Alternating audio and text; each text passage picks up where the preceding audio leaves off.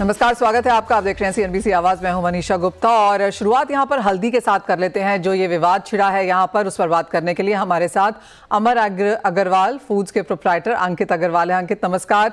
और पिछले कई दिनों में जिस तरह की प्राइस मूवमेंट हमने हल्दी में आते हुए देखी है माफ कीजिए, लोअर सर्किट्स भी लगते हुए यहाँ पर नजर आए। आज भी 0.5% की गिरावट के साथ कारोबार है।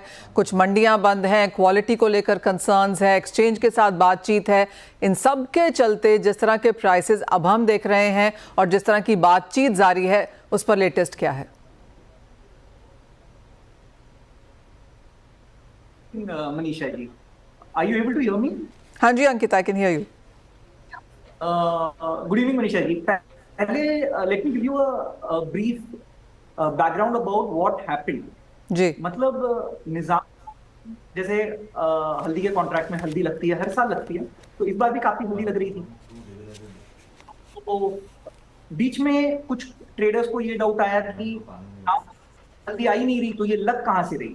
तो हमने NCCL, NCDX को वगैरह ईमेल्स लिखे कि something is happening which is not right. So we would like to have a look at the haldi that is being deposited. क्योंकि बहुत भारी मात्रा में लग रही थी। जी। तो NCCL ने प्रॉब्लम किया। उन्होंने कहा कि ठीक है, if you have a doubt, we have done. I think they have done this in Coconut before.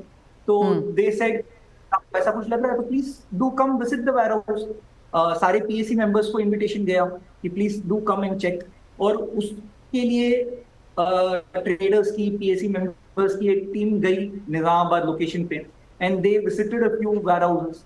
और वहां जाने के बाद मालूम पड़ता है कि जो हल्दी लगी है that is not according to the standards that are expected, not according to the specifications that is being mentioned by the NCDX. और मैं और थोड़ा पर्टिकुलरली बोलूं तो प्रॉब्लम इसमें क्या थी, निजाम के सेंटर में निजाम का ही माल, that is the basic assumption for the functioning of the contract.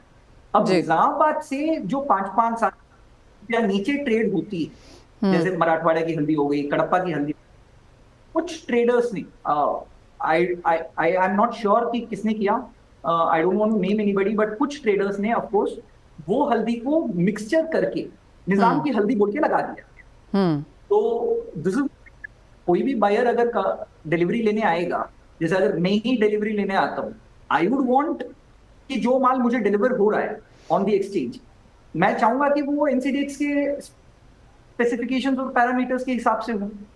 तो of course this was not acceptable. We have put this across to the end the NCCL team, they are looking into this. Meanwhile अब कुछ traders को, farmers को ये लग रहा है कि ये जो मंदी आई है फ्रॉम 160, 170 लेवल्स, जो नीचे में 12,100, 12,200 देखने को मिल गया था अपने को पिछले हफ्ते में, तो this is inferior turmeric that is being deposited on the exchange. Okay. तो उनका गुस्सा, because something of this sort has never happened before. और अगर इस बार हुआ है तो people are expecting answers from the exchange कि ये क्यों हुआ है and how should we go about this. So this is where we stand as of now. अंकित, ऐसा हमेशा देखने को मिला और कई बार हम काफ़ी सारे ग्राउंड इवेंट्स भी करते हैं, वहाँ पर भी यही सुनने को मिलता है कि जो लगाने को मिलेगा तो हम अपना सस्ता वाला इंफीरियर माल लगाएंगे, ये ट्रेडर्स भी कहते हैं, लेकिन जब लेने की बारी आएगी तो हम वो उस तरह का माल नहीं लेंगे।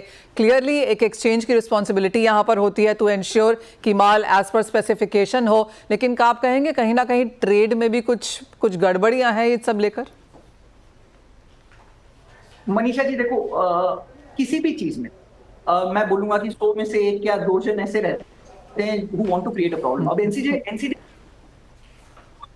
अपना व्यापार खराब तो करेगा नहीं। They have a robust, sustainable and a good contract running as far as turmeric is. अब एक्सचेंज खुश तो चाहेगा नहीं कि खराब माल लगे और उनका कॉन्ट्रैक्ट जो इतना अच्छा चल रहा है वो खराब हो जाए। एंड इनफैक्ट मैं तो ये समझता हूँ कि एक्सचेंज ने जो फ्रेमवर्क बना रखे हैं कि माल कैसे आएगा, कैसे चेक होगा, कैसे लगेगा, कैसे एक्सेप्ट होगा, ये काफी रोबस्ट है। ये कॉन्ट्रैक्ट कोई आज या कल का नहीं है, 20 साल से चल रहा है। And there is a very strong PAC team with traders from every location backing the contract, इसीलिए इतना अच्छा चल रहा है। तो मैं ये समझता हूँ कि 1 या 2 जन, चाहे किसी भी ट्रेड में ले लो, किसी भी सोसाइटी में ले लो, there are a few miscreants जो ऐसा कुछ करते हैं और उसकी वजह से पूरा ट्रेड का नाम, पूरे एक्सचेंज का नाम जो है क्वेश्चन पे आ जाता है। एब्सोल्युटली अंकित, और ये ऐसा ही समय है जब हमने कुछ हल्दी के ट्रेडर्स को ये भी कहते हुए बोला है कि हाँ बंद कर देना चाहिए यहाँ पर एक्सचेंज पे इसका कारोबार एटसेट्रा। तो हमने देखा है कि जब एग्रीकल्चर की बात आती है इक्वालिटी कंसर्न निकलती है, कुछ लोग इसे पुश करते हैं। और जैसे आपने कहा एक्सचेंज क्यों चाहेगा कि वो अपनी एक अच्छी खासी चलती हुई कमोडिटी के ऊपर ऐसा करे। उन्होंने तो बल्कि लोगों को भी निजामाबाद में बुलाया था कि आके आज आप चेक भी कर लो। तो क्लियरली अनफॉर्चुनेट कि एक्सचेंज की तरफ से एक टाइटर रोबस्ट यहाँ पर सर्वेलेंस होना चाहिए, और जो ट्रेडर्स हैं वो हमने देखा ही है किस तरह से यहाँ पर कारोबार एटसेट्रा होता है। अब जहाँ पर हम खड़े हैं आज की डेट में कुछ गिरावट है वॉल्यूम्स में, ऑफ कोर्स यहाँ पर अब मंदी है, जो कि एक पैटर्न बनता जा रहा है कि जिस कमोडिटी को आप बहुत ज़्यादा ट्रैक करेंगे या तो बहुत ज़्यादा कार्टलाइज करेंगे या उसमें इंफीरियर माल देखेंगे, वहाँ पर एक चेंज हम आता हुआ देखते ही हैं। यहाँ से आगे अब किस तरह की स्थिति बनती हुई दिखेगी? मनीषा जी, जैसा कि आपने कहा, अब एनसीडीएक्स की रिस्पॉन्सिबिलिटी और ज्यादा हो जाती है। They will have to credibility once again. ये जिन्होंने, I think exchange will have to, this is unprecedented जिस लेवल पे इस बार हुआ है। इनफैक्ट रिपोर्ट्स ऐसी है कि 2000 टन हल्दी वहां पे, हल्की तो मैं नहीं बोलूंगा, एडमिक्सचर की गई, दूसरे सेंटरों के माल मिक्स करके लगाई गई। So this is unprecedented. तो आई थिंक एक्सचेंज के ऊपर बहुत बड़ी रिस्पॉन्सिबिलिटी है, and they will have to act upon this, and they will have to penalise जिन्होंने भी ये किया है। Exchange has the list of every depositor की कौन सा लॉट किसने लगाया था, कौन से WSP ने पास किया है, WSP का कौन सा आदमी था वहां पे जिसने सैंपल निकाला, पास किया। ऐसा तो नहीं है कि खराब माल लग रहा है और अच्छे सैंपल भेजे जा रहे हैं तो वो अपने आप हो रहा है। There are people who are involved in this. तो एक्सचेंज की अभी बहुत बड़ी रिस्पॉन्सिबिलिटी हो जाएगी Manisha ji, that they will have to establish their credibility back. And मैं समझता हूं कि PAC जो कि ट्रेडर कम्युनिटी है और जो फार्मर कम्युनिटी है, exchanges are cornerstone of any economy. तो हमको इस डिफिकल्ट टाइम में we have to stand with the exchange. बंद कर दो कॉन्ट्रैक्ट, बंद कर दो एक्सचेंज, ये सब मैं इससे सहमति नहीं हूं और न मैं चाहता हूं ऐसा कुछ हो। ऑफ कोर्स गलत हुआ है, मैं समझ रहा हूं that something has happened, we should give time to the exchange, they are looking into this. PAC members के साथ कंटिन्यू कॉन्टैक्ट में है, even today we had a call. तो let us give them time.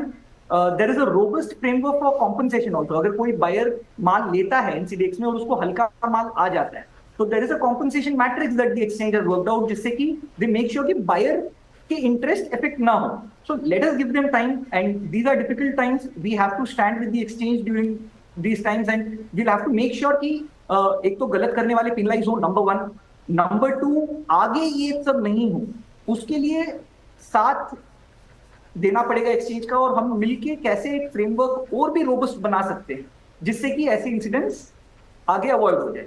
But contract बंद कर देना, I give you one more reason Manisha ji, if I got just a minute. जैसे cotton के लिए आइस एक्सचेंज है, CBOT में कॉर्न, मेज वगैरह चलता है, देयर इज WTI क्रूड का contract. So these are benchmark indices. आज अगर मैं बोलूं हल्दी, धनिया, जीरा, वर्ल्ड वाइड जो हमारे बायर्स हैं या जो ट्रेडर्स हैं, उन लोग के लिए बेंचमार्क इंडेक्स होता है एनसीडीएक्स का कॉन्ट्रैक्ट। मैं इंडिया लेवल में नहीं बोल रहा हूं, मैं वर्ल्ड लेवल में। तो of course NCDEX will also have to understand that इसकी वजह से उनकी रिस्पांसिबिलिटी और ज्यादा बढ़ जाती है। तो बंद करना is not the solution. Absolutely Ankit, मैं एक चीज यहां पर जरूर कहना चाहूंगी कि आपने बहुत ही बैलेंस तरीके से दोनों ही चीज़ें यहाँ पर समक्ष रखी हैं कि एक्सचेंज की रिस्पॉन्सिबिलिटी स्ट्रांग है और अब यहाँ पर और भी ज़्यादा हो जाती है जिस तरह की सिचुएशन सामने आई है। ट्रेडर्स, फार्मर्स, FPOs जो लोग यहाँ पर कारोबार करते हैं उनको ऑफ कोर्स यहाँ पर ध्यान रखना है, और जैसे आपने कहा एक पिनलाइजिंग यहाँ पर ज़रूर होना चाहिए ताकि एक क्लियर इंडिकेशन, एक मैसेज यहाँ पर बाहर जाए। एंड वेल एब्सोल्युटली तीसरी बात जो आपने कही वो बहुत स्ट्रांग है। बाकी देशों में एग्रीकल्चर कमोडिटीज कॉन्ट्रैक्ट्स ठीक ठाक चलते हैं, वहाँ पर भी प्रॉब्लम्स होती हैं, लेकिन इंडियन मार्केट्स में जिस तरह से हम इसके ऊपर रिएक्ट करना शुरू करते हैं, हम 2 कदम पीछे जाते हैं। हम अगर एक इलेक्ट्रॉनिक एक्सचेंज को यहाँ पर सपोर्ट नहीं करते हैं, तो क्लियरली आपने काफ़ी बैलेंस तरीके से ये बोला कि गलत है, जो हुआ वो सही भी नहीं है। एक्सचेंज को बहुत स्ट्रांगली अब इसके ऊपर काम करना होगा, लेकिन साथ में सभी को इसके साथ भी काम करना होगा इन केस हम इसको चाहते हैं। अदरवाइज जिस तरह की मार्केट पहले भी थी 20-30 साल पहले, वहाँ उसके ऊपर जाना यहाँ पर थोड़ा सा मुश्किल लगेगा। अंकित एज ऑलवेज बहुत शुक्रिया साथ जुड़ने के लिए और बहुत ही बैलेंस्ड व्यू के लिए भी। वहां पर हमारे साथ अब सुनील बलदेवा जी जुड़ चुके हैं। सुनील जी नमस्कार। और मैंने आपको चने के लिए बुलाया था, लेकिन क्योंकि आप भी मसालों को यहाँ पर काफी स्ट्रांगली देखते हैं, आप एक्सचेंज के साथ, ट्रेड के साथ कई डेकेड से जुड़े हुए हैं, आपका क्या व्यू है इसके ऊपर?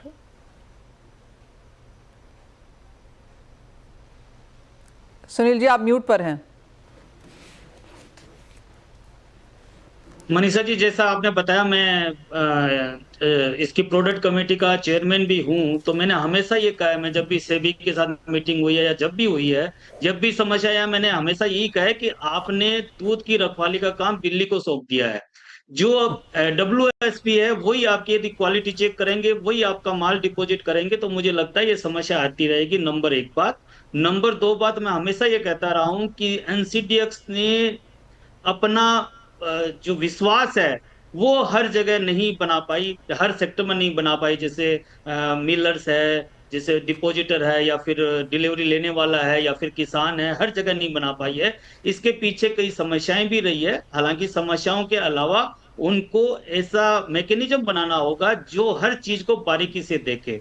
इसलिए बहुत ज्यादा जरूरी है कि डिलीवरी लगे, वो व्यापारी कभी भी खराब क्वालिटी ना मिले, इसके लिए इंश्योरेंस रहे, तो मुझे लगता है बहुत अच्छा एक्सचेंज का काम भी चलेगा, और जो हेजर है वो भी बेझिझक माल लगा भी सकेगा और उठा भी सकेगा।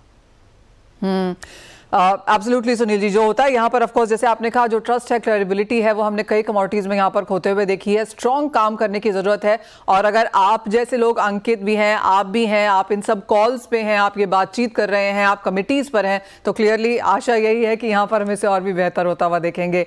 अब बात यहाँ पर चने की, एंड त्योहारों का सीजन सामने है, और आप हमेशा हमें कहते हैं कि एक बार सर्दियों का सीजन खत्म हुआ नहीं कि दालों का सीजन शुरू हो जाता है, मांग आ जाएगी, फेस्टिवल्स हैं, बेसन, चना, इन सब की मांग अब आगे आके तेज बनेगी। पहले तो ओवरऑल एक सेंस ग्लोबल पल्सेस को लेकर अब क्या बनती हुई नजर आ रही है? ओरिजिन्स पे अच्छा माल है, अच्छी फसल है, इंडियन मार्केट्स कैसे दिखेंगे? जहां तक अभी फसल आने वाली है, 2 कमोडिटी, उसकी बात सबसे पहले करता हूं, क्योंकि आपने सारे पल्सेस के लिए बात करी है। तो जो कि तुअर, मूंग और उड़द, 2 फसलें आने वाली है, लेकिन साउथ में काफी ज्यादा बारिश हो रही है, ये एक जरूर चिंता का विषय है। लेकिन जहां तक बात है बिजाई की, बिजाई सब जगह अच्छी हो रखी है। 90 से 95% तक की बिजाई है, जो मुझे लगता है कि मूंग के भाव देखते हुए बहुत ठीक है।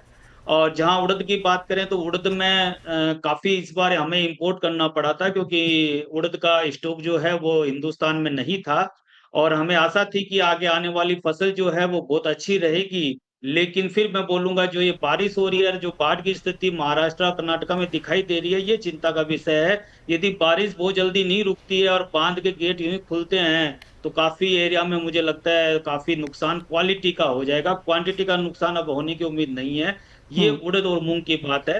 तुअर की मैं बात करूंगा, तुअर अफ्रीका देशों से अब आने लग गई है, और अफ्रीका देशों में चूंकि हिंदुस्तान में काफी स्टॉक भी है और काफी भाव भी नीचे हैं, तो जो अफ्रीका देशों ने पिछली बार 1000 से $1200 में हमें बेचना चाहता, आज वो $550 में हमें बेचने को तैयार बैठे हैं। इसीलिए मैं बार बार ये कहता भी रहा हूँ और सरकार को भी लिखता रहा हूँ। मैंने आज भी लेटर लिखे हैं, पीयूष गोयल जी को भी लिखा है, अमित शाह जी को भी लिखा है, और कंज्यूमर अफेयर को लिखा है, और एग्रीकल्चर को लिखा है, कि हमें अपनी ताकत को समझना होगा। हम केवल ड्यूटी को जीरो करके बाहर का फायदा, बाहर के देशों के दाल सस्ते में नहीं मंगा सकेंगे। हमें ड्यूटी लगा के भी हम वहां के भाव जो हैं वो हम नियंत्रण में रख सकते हैं, बाहर के भाव, और हम देश में माल मंगा सकते हैं। हमने तुअर में ये देखा, जब हमें आज जरूरत नहीं है, तुअर के भाव वहां पे $550 हैं। हम चने का देख रहे हैं, पिछली बार हमने चने का इंपोर्ट जो है $750 में किया, आज वो $570 में ऑस्ट्रेलिया बेचने को तैयार है, $630 में तंजानिया बेचने को तैयार है। तो हमें इन चीजों को समझना होगा, और हमारे व्यापारी तथा किसान और कंज्यूमर तीनों को कैसे फायदा हो सकता है, इसके बारे में हमें मिल बैठ के समझ के हमें नीति बनानी होगी। हम केवल ये सोच के नीति नहीं बना सकते कि हम जीरो ड्यूटी कर देंगे।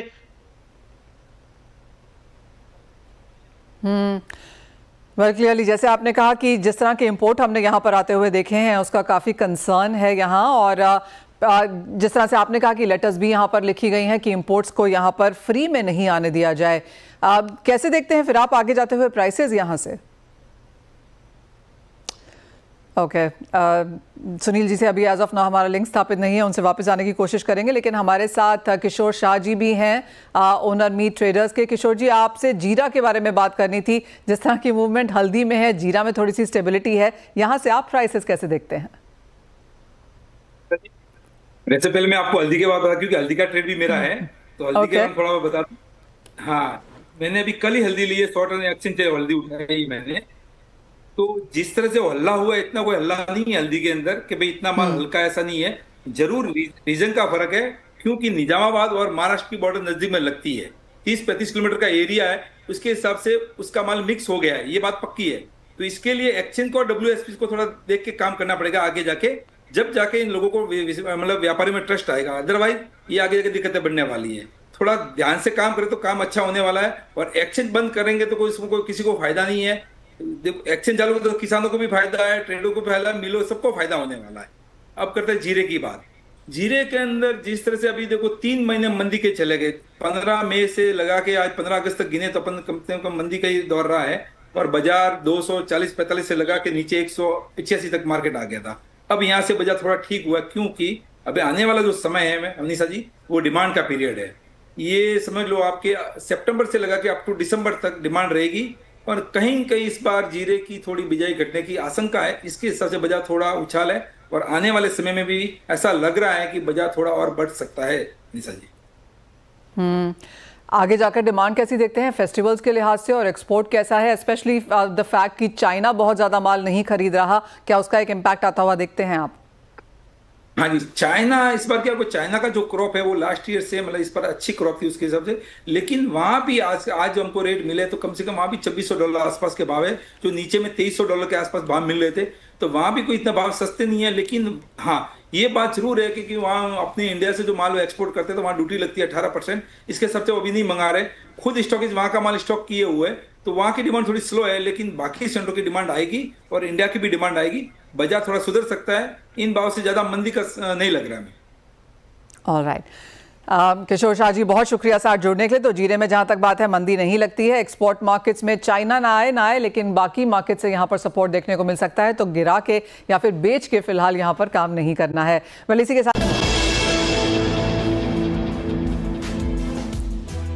नमस्कार, स्वागत है आपका। हमारे एक्सपर्ट्स हमारे साथ जुड़ चुके हैं, उनसे जानेंगे ट्रेडिंग स्ट्रैटेजीज। एंड अमित, आप कैसे देखते हैं फर्स्ट ऑफ ऑल सोने और चांदी के प्राइसेस को? कुछ मुनाफा वसूली यहाँ पर जरूर है, क्या खरीदने की राय है?